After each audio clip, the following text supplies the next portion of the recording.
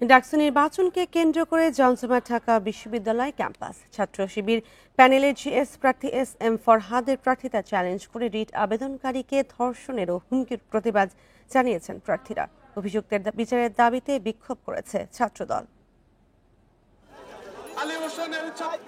ডাকসু নির্বাচনে ছাত্র শিবির সমর্থিত প্যানেলের জিএস প্রার্থী এস এম ফরহাদের প্রার্থিতা চ্যালেঞ্জ করে রিট আবেদনকারী ছাত্রীকে গণধর্ষণের হুমকির প্রতিবাদে বিক্ষোভ মিছিল করেছে ছাত্রদল।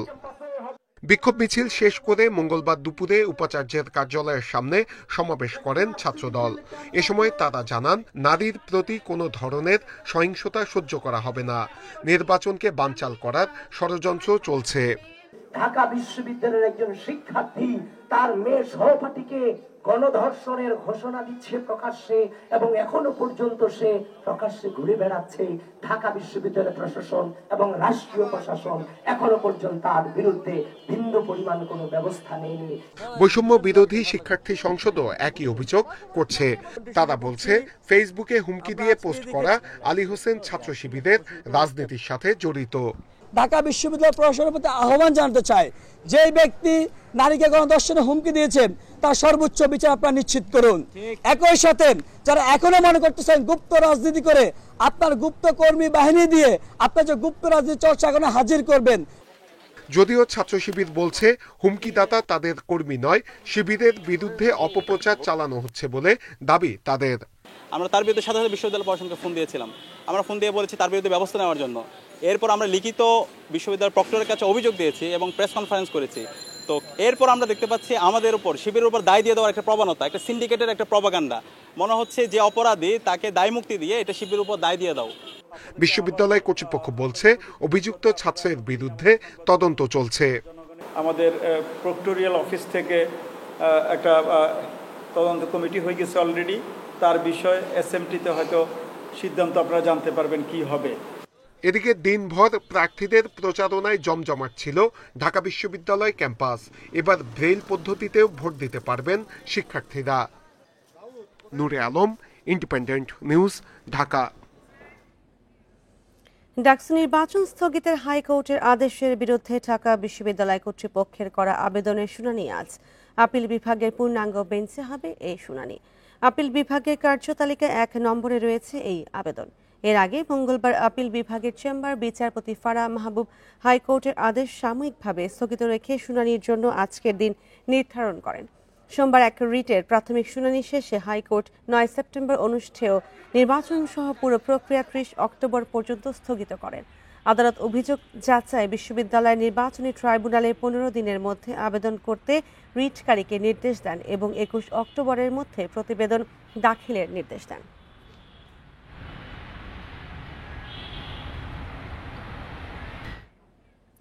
চট্টগ্রাম বিশ্ববিদ্যালয়ের শিক্ষার্থীদের সাথে স্থানীয়দের সংঘাত পূর্ব বিরোধের জের। বিচিত্র নানা কারণে দুই পক্ষ জড়িয়ে যায় হাতাহাতি, মারামারি কিংবা রক্তক্ষয়ী সংঘাতে। আবার উভয় পক্ষই নিজেদের শান্তিপ্রিয় দাবি করলেও অশান্তির মূলে দুষছেন আধিপত্যকেই। তবে বিশ্ববিদ্যালয় প্রতিষ্ঠার পর থেকে এসব সংঘাত নিরসনে বিশ্ববিদ্যালয় প্রশাসনের আন্তরিকতা নিয়ে আছে নানা প্রশ্ন। ছোটখাটো ঝগড়া বাদ দিয়ে চলতি বছরে 2 বার এবং গত বছর 2 বার সংঘাতে জড়িয়েছে চট্টগ্রাম বিশ্ববিদ্যালয়ের শিক্ষার্থী ও স্থানীয় গ্রামবাসী। এর আগেও ছোট ছোট কারণে অনেকটা নিয়ম করেই সংঘাতে জড়ায় দুই পক্ষ। চট্টগ্রাম শহর থেকে প্রায় 22 কিলোমিটার দূরে চট্টগ্রাম বিশ্ববিদ্যালয় ক্যাম্পাস। ফলে এই বিশ্ববিদ্যালয়ের শিক্ষার্থী এবং এখানকার বিভিন্ন স্থায়ী বাসিন্দাদের মধ্যে একটি অংশীদারিত্বমূলক যোগসূত্রই রয়েছে। কিন্তু বিভিন্ন সময়ে এই দুই পক্ষের মধ্যে নানা সংঘাতে এই সম্পর্কই প্রশ্নের মুখে পড়েছে বারবার। শিক্ষার্থীরা বলছেন, আবাসন, যাতায়াত, কেনাকাটা সহ নানা কারণে পাশের অন্তত 3টি গ্রামের মানুষের সঙ্গে যোগাযোগ তাদের। তবে বিভিন্ন এলাকা থেকে আসা শিক্ষার্থীদের সঙ্গে গ্রামবাসীর মানসিক দূরত্ব থাকে সব সময়।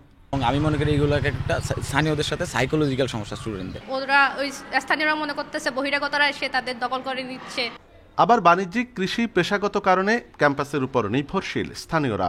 পারস্পরিক নির্ভরতাকে টেকসই করতে কর্তৃপক্ষের গাফিলতি আছে বলে মনে করেন তারা। পিছনে একটি অশুভ শক্তির ইন্ধন রয়েছে। এই ইন্ধন যাতে করে আগামীতে তারা কোনো ডেস্ট্রয় হয়ে যায় সেজন্য আমাদের কাজ করতে হবে। সাম্প্রতিক ঘটনার পর দুপক্ষের সম্পর্ক উন্নয়নের চেষ্টার কথা জানিয়েছে বিশ্ববিদ্যালয় প্রশাসন। যেরকম আমরা শিক্ষার্থীদের সুযোগ সুবিধা বাড়াতে হবে, অন্যদিকে গ্রামের সাথেও সম্পর্ক আমাদেরকে স্থিতিশীল রাখতে হবে। একযোগে যদি আমরা যদি সহাবস্থান যদি না থাকে, শান্তিপূর্ণ যদি না থাকে, তাহলে তো পরিস্থিতি কখনো নিয়ন্ত্রণে যাবে না। মূল কারণকে পাশ কাটিয়ে যাওয়ায় পারস্পরিক এই বিরোধের অবসান হচ্ছে না বলে মনে করেন বিশিষ্টজনরা। অনুপম শীল, ইন্ডিপেন্ডেন্ট নিউজ, চট্টগ্রাম। আর এই নিয়ে আরও জানাতে চট্টগ্রাম থেকে যুক্ত হচ্ছেন সহকর্মী আব্দুল্লাহ রাকিব। রাকিব, আজকে বিশ্ববিদ্যালয়ের পরিস্থিতি কেমন দেখছেন এবং স্থানীয়দের সাথে বিরোধের যে ব্যাপারটা, সেই বিষয়ে বিশ্ববিদ্যালয় কর্তৃপক্ষ কি কোনো ব্যবস্থা নেওয়ার কথা জানিয়েছে?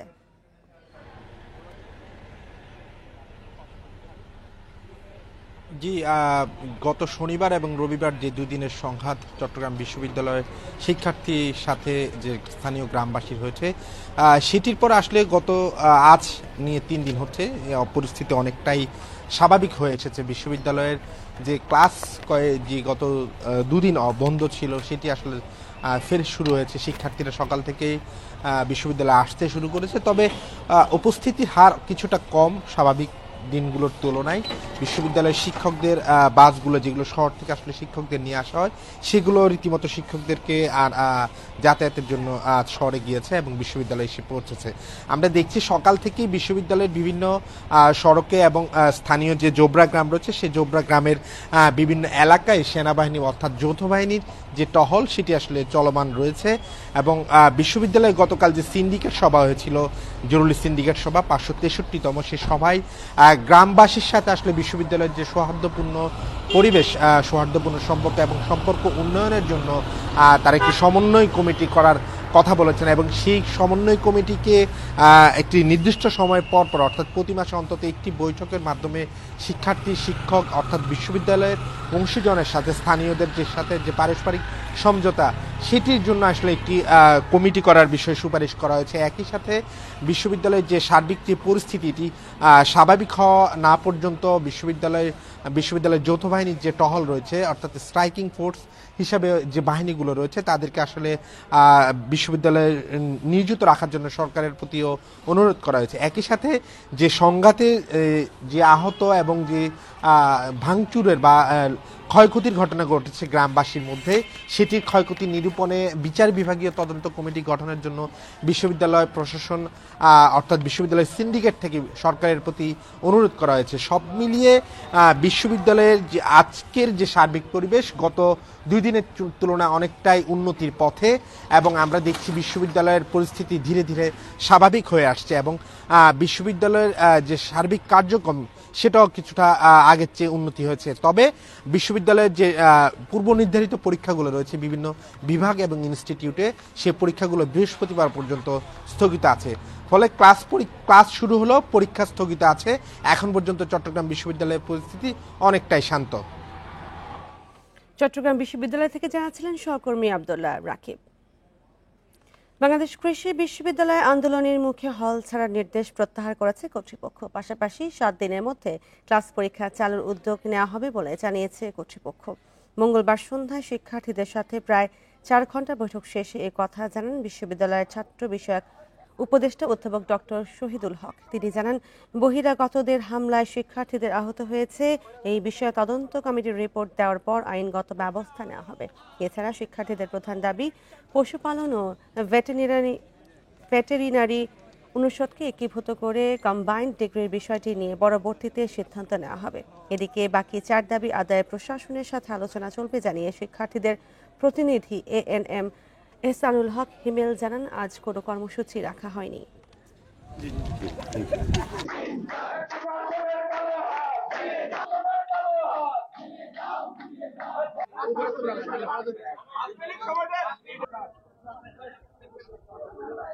বহিরাগত টোকাই দিয়ে হামলা করা হয়।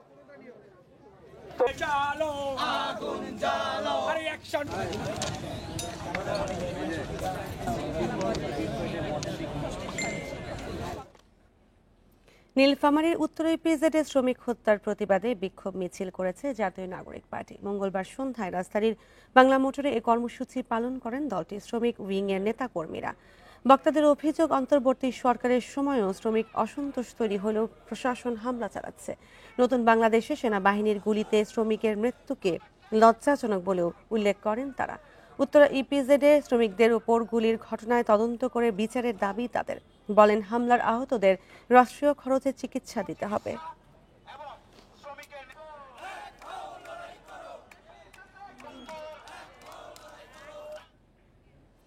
রাজশাহী বিশ্ববিদ্যালয় কেন্দ্রীয় ছাত্র সংসদ ডাকসু নির্বাচনের মনোনয়নপত্র বিতরণের সময় একদিনে গিয়েছে। সেই সাথে প্রথম বর্ষের শিক্ষার্থীদের ভোটার তালিকায় অন্তর্ভুক্ত করার সিদ্ধান্ত নিয়েছে নির্বাচন কমিশন। এই নিয়ে আরও জানাতে রাজশাহী থেকে যুক্ত হচ্ছেন সহকর্মী মুস্তাফিজুর রহমান। মুস্তাফিজুর রহমান, ডাকসু নির্বাচন ঘিরে বিশ্ববিদ্যালয়ের আমেজ কেমন দেখছেন, এবং এই যে প্রথম বর্ষের শিক্ষার্থীদের ভোটার তালিকায় অন্তর্ভুক্ত করা হচ্ছে সেই বিষয়ে শিক্ষার্থীরা কি বলছে?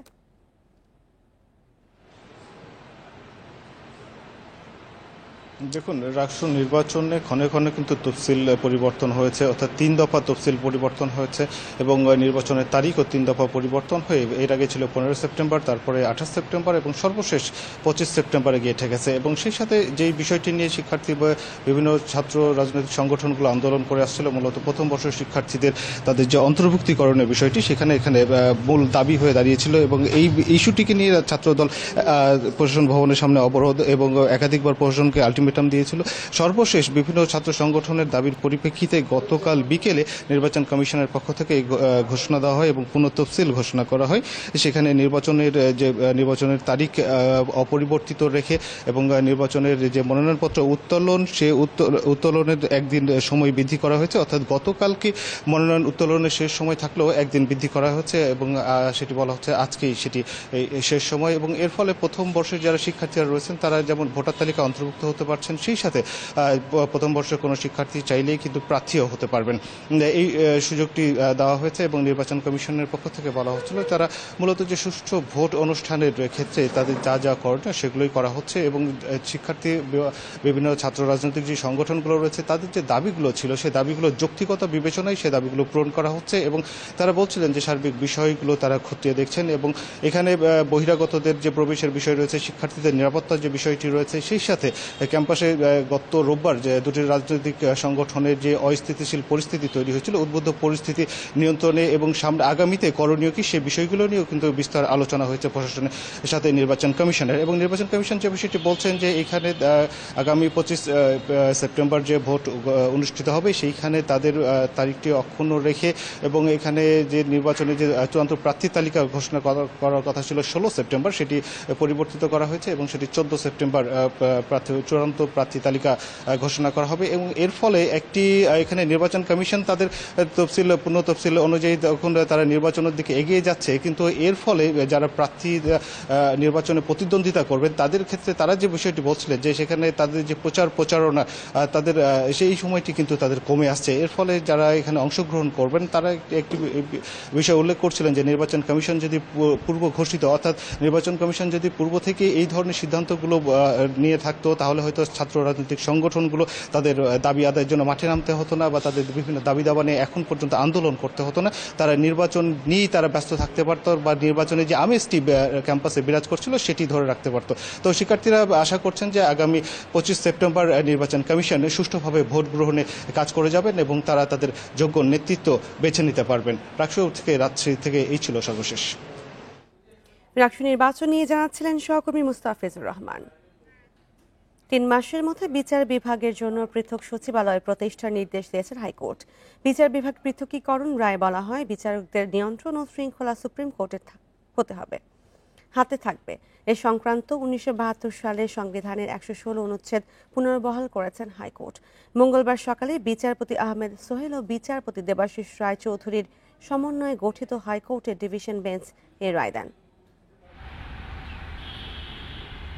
1972 সালের সংবিধানের 116 অনুচ্ছেদে বলা হয়েছিল বিচার বিভাগে নিযুক্ত ব্যক্তি এবং বিচার বিভাগের ম্যাজিস্ট্রেট ও শৃঙ্খলা বিধান থাকবে সুপ্রিম কোর্টের নিয়ন্ত্রণে। তবে বর্তমান সংবিধানে অধীনস্থ আদালতের ম্যাজিস্ট্রেটদের নিয়ন্ত্রণ ও শৃঙ্খলার বিধানের দায়িত্ব রাষ্ট্রপতির উপর দেয়া হয়েছে। এর ফলে বিচার বিভাগের কর্মকর্তাদের নিয়োগ, পদায়ন, বদলি, পদোন্নতি, ছুটিসহ নানা ইস্যুতে প্রভাব রয়েছে নির্বাহী বিভাগের, যা বিচার বিভাগের স্বাধীনতাকে করেছে প্রশ্নবিদ্ধ। বিষয়টি উপস্থাপন করে রিট করা হলে শুনানির পর রায় দেন আদালত। বিচার বিভাগের স্বাধীনতা এবং ক্ষমতার পৃথকীকরণের যে মৌলিক ধারণা আমাদের সংবিধানে, এটাকে এই সংশোধনীর মাধ্যমে নষ্ট করা হয়েছে। সেই কারণে এই সংশোধনীগুলোকে বাতিল। বিচার বিভাগের কোনো রায় যেটা এক্সিকিউটিভ ব্রাঞ্চের কাছে পছন্দ হয়নি, সেটার কারণে তারা একজনকে বদলি করে দিলেন, তার বিরুদ্ধে একটা ব্যবস্থা নিলেন। তখন একজন বিচারক স্বাধীনভাবে তার রায় দিতে এক ধরনের প্রতিবন্ধকতা অনুভব করতে পারে। রায়ে 1972 সালের সংবিধানের 116 অনুচ্ছেদ পুনর্বহাল, নিম্ন আদালতের বিচারক বিষয়ে পঞ্চদশ ও চতুর্থ সংশোধনী বাতিল করে রায় দেন আদালত। হাইকোর্টের এই নির্দেশনার পর এই রায়কে বিচার বিভাগের জন্য ঐতিহাসিক বলে মন্তব্য করেছেন আইনজীবীরা। 4th অ্যামেন্ডমেন্ট এবং 15th অ্যামেন্ডমেন্ট পুরোটাই অসাংবিধানিক ঘোষণা করেছেন এবং 116 অফ দি কনস্টিটিউশন তার অরিজিনাল ফর্মে পুনরুজ্জীবিত হবে এই মর্মে অবজারভেশন দিয়েছে। আজকের এই রায়ে চেকস অ্যান্ড ব্যালেন্স প্রতিষ্ঠিত হলো, একই সাথে বিচার বিভাগ তার মর্যাদা ফিরে পেল, বাংলাদেশ গ্লোরিফাইড হলো, গৌরব উজ্জ্বল ইতিহাসের যাত্রা শুরু হলো। এদিকে অ্যাটর্নি জেনারেল জানান, সংবিধানের 116 অনুচ্ছেদ নিয়ে হাইকোর্টের রায়ের বিরুদ্ধে আপিল করবে রাষ্ট্রপক্ষ। Arafatur Rahman, independent news, Dhaka. মঙ্গলবার ডেঙ্গু আক্রান্ত হয়ে 3 জনের মৃত্যু হয়েছে। হাসপাতালে ভর্তি হয়েছেন 473 জন।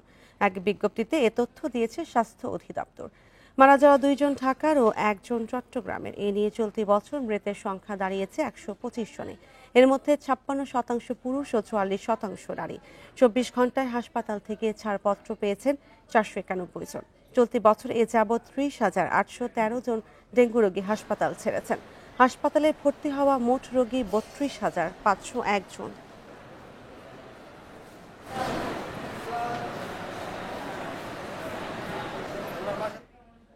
চলতি বছরে ডেঙ্গু শনাক্তের হার বেশি তরুণদের। সবচেয়ে বেশি আক্রান্ত হয়েছে 21 থেকে 40 বছর বয়সীরা।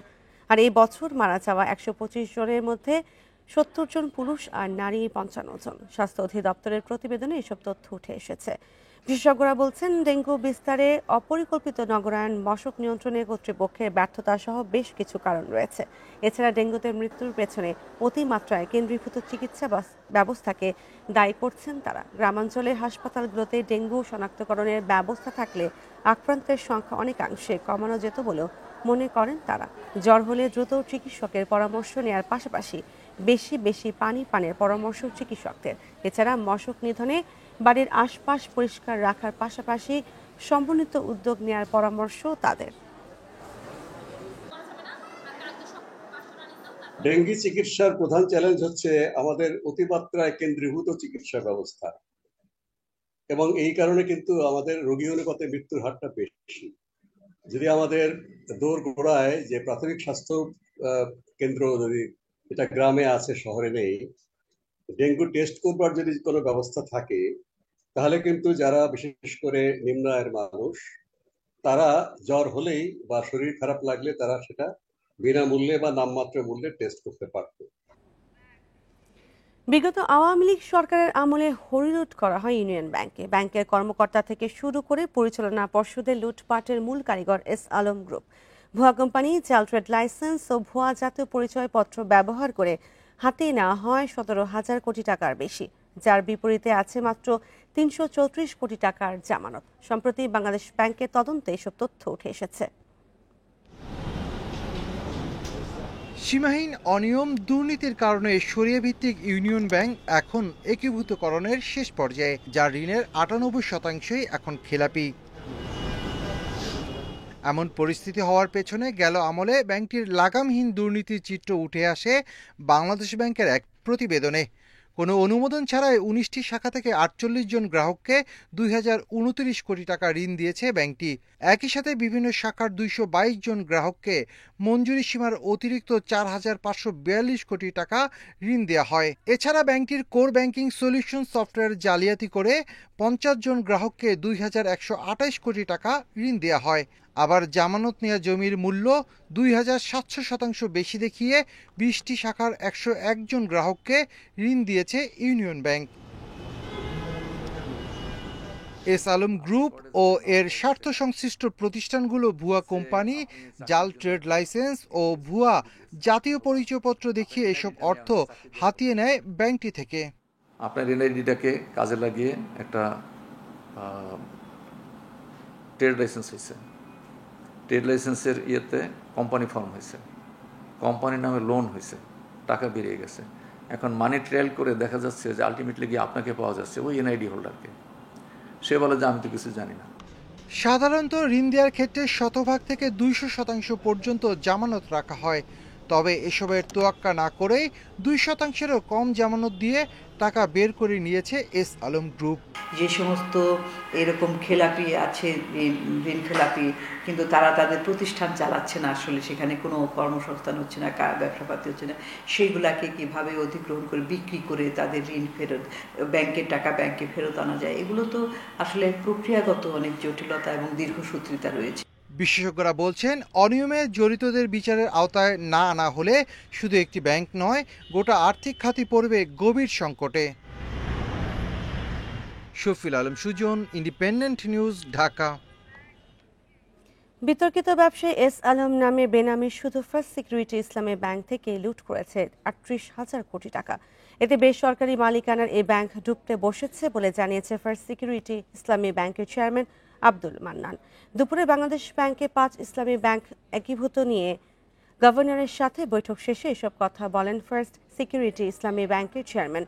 বলেন, গ্রাহকের আমানত ও ব্যাংকারদের স্বার্থে ব্যাংকগুলোকে বাঁচিয়ে রাখার চেষ্টা চলছে। এ সময় জানানো হয়, এস আলমের দুর্দশাগ্রস্ত 5টি ব্যাংক একীভূত করে ইউনাইটেড ইসলামী ব্যাংক নামে একটি নতুন ব্যাংক গঠনের আলোচনা চলছে।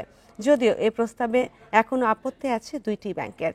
একীভূত হওয়ার প্রস্তাবে থাকা ব্যাংকগুলো হলো SIBL, গ্লোবাল ইসলামী ইউনিয়ন ও এক্সিম ব্যাংক।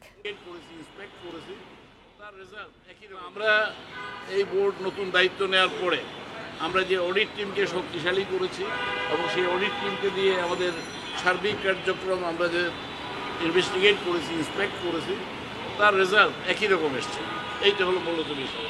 কাজেই রিপোর্টের ব্যাপারটা মোটামুটিভাবে বাংলাদেশ ব্যাংক থেকে যেটা প্রেজেন্ট হয়েছে সেই সম্পর্কে আমাদের কোনো নেগেটিভ কোনো কথা ছিল না। শুল্ক করের অভিজ্ঞ যোগ্য কর্মকর্তাকে রাজস্ব নীতি বিভাগের সচিব পদে নিয়োগ দেওয়া হবে, আর ব্যবস্থাপনা বিভাগের সচিব পদে রাজস্ব আদায়ে অভিজ্ঞ কর্মকর্তাকে নিয়োগ দেওয়া হবে। সোমবার এসব সংশোধনী এনে রাজস্ব নীতি ও ব্যবস্থাপনা সংশোধনী অধ্যাদেশ 2025 জারি করেছে সরকার। শুল্ক করের অভিজ্ঞ ব্যক্তিরা মেধা ও যোগ্যতা দিয়ে রাজস্ব খাতকে এগিয়ে নেবেন বলেও আশা করছেন বিশ্লেষকেরা। গত 12 মে জারি হওয়া রাজস্ব নীতি ও ব্যবস্থাপনা অধ্যাদেশ 2025-এর বিরুদ্ধে জাতীয় রাজস্ব বোর্ড এনবিআর কর্মীরা প্রায় 1.5 মাস আন্দোলন করেন। জুন মাসের শেষের দিকে দেশের শুল্ক কর আদায় ও কাজে স্থবিরতা দেখা দেয়। এরপর ব্যবসায়ীদের মধ্যস্থতায় আন্দোলন স্থগিত হয়। পরে এর জেরে এনবিআরে বরখাস্ত, বদলি ও অন্যান্য শাস্তিমূলক ব্যবস্থা নেওয়া হয়। অবশেষে বহুল আলোচিত রাজস্ব খাত সংস্কারে সংশোধিত অধ্যাদেশ জারি হয়েছে। আইন, বিচার ও সংসদ বিষয়ক মন্ত্রণালয় থেকে এটি প্রকাশ করা হয়। মোট 11টি সংশোধনী অন্তর্ভুক্ত করা হয়েছে এই অধ্যাদেশে। আগের অধ্যাদেশে বলা হয়েছিল, রাজস্ব নীতি বিভাগের সচিব পদে যে কোনো যোগ্য সরকারি কর্মকর্তাকে নিয়োগ দেওয়া হবে। এখন সংশোধন করে বলা হয়েছে, অর্থনীতি, বাণিজ্য নীতি বা রাজস্ব ব্যবস্থাপনা কাজে অভিজ্ঞতা সম্পন্ন সরকারি কর্মকর্তাকে রাজস্ব নীতি বিভাগের সচিব পদে নিয়োগ দেওয়া হবে। আর রাজস্ব ব্যবস্থাপনা বিভাগে অভিজ্ঞতার ক্ষেত্রে কেবল অগ্রাধিকার দেওয়া হবে। আগে এমন বিধান ছিল। নতুন সংশোধনীতে রাজস্ব আদায় সংক্রান্ত কাজে অভিজ্ঞতা আছে এমন যোগ্য কোনো সরকারি কর্মচারীকে রাজস্ব ব্যবস্থাপনা বিভাগের সচিব পদে নিয়োগ দেওয়া হবে। 2টি বিভাগে যখন পরিপূর্ণভাবে কাজ শুরু করবে তখন এই রাজস্ব কর্মকর্তারা অত্যন্ত সফলভাবে 2টি বিভাগ পরিচালনা করতে সমর্থ হবে। নীতি বিভাগ এবং বাস্তবায়ন বিভাগে কাজ করে আপনারা বাংলাদেশের জনগণকে আশ্বস্ত করেন যে আপনারা বাংলাদেশের জন্য আপনাদের বিরাট ভূমিকা রয়েছে। এই উদ্যোগকে স্বাগত জানিয়ে বিসিএস ট্যাক্সেশন অ্যাসোসিয়েশন বলছে, এই অধ্যাদেশ বাস্তবায়নের মাধ্যমে রাজস্ব খাতে আধুনিকায়নের পাশাপাশি আদায় কার্যক্রমে গতি আসবে। ইফাতারা, ইন্ডিপেন্ডেন্ট নিউজ। ব্রাহ্মণবাড়িয়ার আশুগঞ্জে মেঘনা নদীতে ভ্রাম্যমাণ আদালত পরিচালনার সময় ইউএনওকে অপহরণের চেষ্টা ও হত্যার হুমকির অভিযোগে মামলা হয়েছে। মঙ্গলবার রাতে আশুগঞ্জ থানায় 7 জনকে আসামি করে মামলা করেন ইউএনওর গাড়ি চালক জীবন মিয়া। ইউএনও রাফে মোহাম্মদ ছড়া বলেন, ভৈরবের ইজারাদার আশুগঞ্জের অংশে বৈদ্যুতিক টাওয়ারের কাছে ড্রেজার দিয়ে অবৈধভাবে বালু উত্তোলন করছিল। এ সময় ইজারাদারদের 5টি ড্রেজার ও 5টি বাল্কহেড জব্দ করা হয়। পাশাপাশি 2 জনকে 1 বছর করে সাজা দেওয়া হয়। ভ্রাম্যমাণ আদালত থেকে ফেরার পথে ইজারাদার ও ভৈরব উপজেলা বিএনপির সভাপতি রফিকুল ইসলামের ভাই তারেকের নেতৃত্বে কয়েকজন স্পিড বোটে এসে তাকে অপহরণের চেষ্টা করে। এ সময় তারা জব্দ করা ড্রেজার ছিনিয়ে নিয়ে যায়। পুলিশ বলছে, জড়িতদের বিরুদ্ধে দ্রুতই আইনি ব্যবস্থা নেওয়া হবে।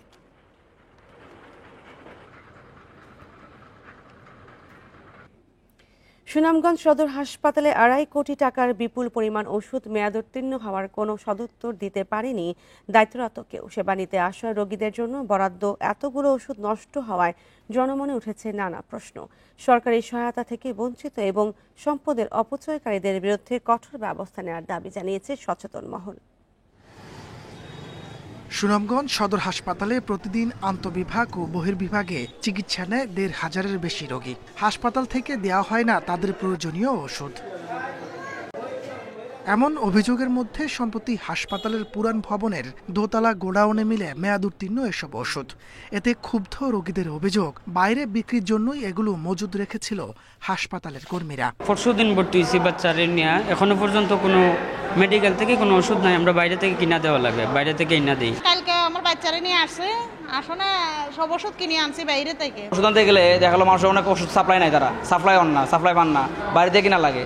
তো অত ওষুধ থাকার পরও মানুষের ওষুধ নাই। চলতি বছরের মার্চে যোগ দিলেও এখনো দায়িত্ব বুঝে না পাওয়ার দাবি স্টোর কিপার রূপন কুমার দাসের। যোগদান করার পরে আমি এখনো দায়িত্ব পাইনি, বুঝে পাইনি, এইভাবে আছে। আর দায়িত্ব না পেলে তো আর বোঝা যায় না যে কোথায় কি আছে না। জয়েন করার আগে যারা দায়িত্ব পালন করছে এখন নিয়ে তারাই করতেছে। এতগুলো ওষুধ মেয়াদ উত্তীর্ণ কিভাবে হলো তা খতিয়ে দেখতে কাজ শুরু করেছে তদন্ত কমিটি। দায়ীদের বিরুদ্ধে ব্যবস্থার আশ্বাস কর্তৃপক্ষের। মেয়াদ উত্তীর্ণের বিষয়ে যেটা বলতেছেন যে মেয়াদ উত্তীর্ণ হয়েছে, সেই বিষয়ে একটা কমিটি করা হয়েছে। সেই কমিটি বসার পরে বলতে পারবেন যে আসলে এই ঘটনাটা কি। এর আগে আসলে আমরা এখন দেখি নাই, দেখলে বলতে পারবো।